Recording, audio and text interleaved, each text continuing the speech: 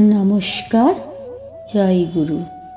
अखण्डमण्डलाकारं व्याप्तं येन चराचरं तत्पदं दर्शितं येन तस्मै श्री गुरवे नमः।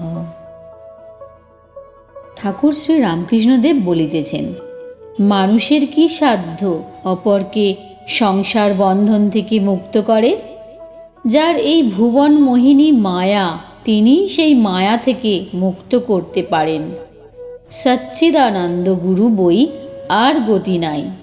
যারা ঈশ্বর লাভ করে নাই, তার আদেশ পায় নাই, যারা ঈশ্বরের শক্তিতে শক্তিমান হয় নাই, তাদের কি সাধ্য জীবের ভববন্ধন মোচন করে?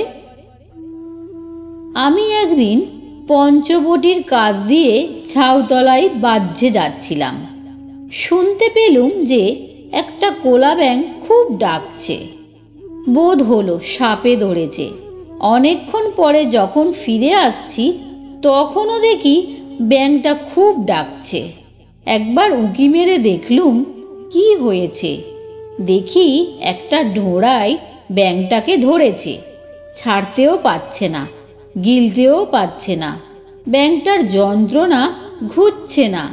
তখন ভাবলাম, ওরে, যদি জাত সাপে ধরতো, 3 ডাকের পর ব্যাঙটা চুপ হয়ে যেত।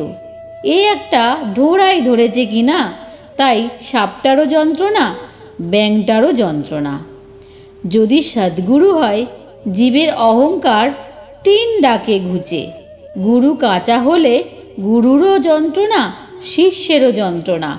শিষ্যের অহংকার আর ঘুচে না, সংসার বন্ধন আর কাটে না। কাঁচা গুরুর পাল্লায় পড়লে শিষ্য মুক্ত হয় না। নমস্কার। তো বন্ধুরা, আপনাদের যদি ঈশ্বরের কথা শুনতে ভালো লাগে তো চ্যানেলটিকে সাবস্ক্রাইব করবেন। Thank you.